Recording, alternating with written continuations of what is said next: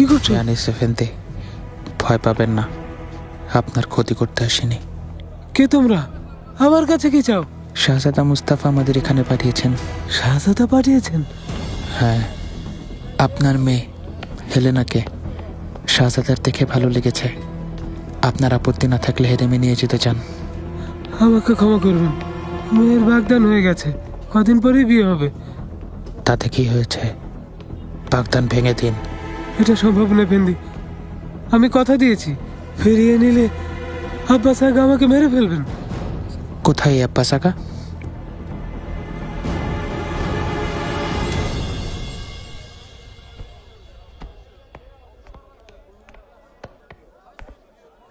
সব ভালো আগা?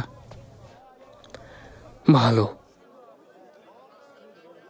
শাহরুখানের সবচেয়ে সুন্দর মাদুর আছে, দেখতে চান?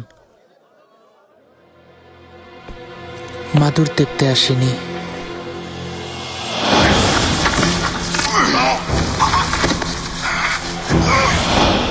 তুমি? আমি শুনলাম ইয়ানিস এফেন্দির কিছু ঋণ আছে।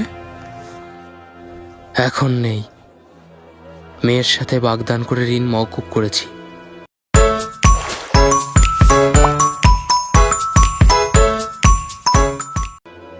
সামনেই বিয়ে। এ বিয়ে হবে না। তোমার অনুমতি নিতে হবে আমাকে। একটা কথা বললে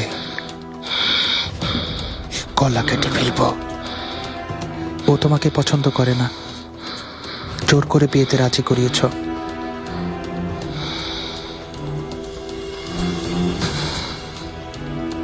যা ঋণ দিয়েছ তার দ্বিগুণ আছে এখানে।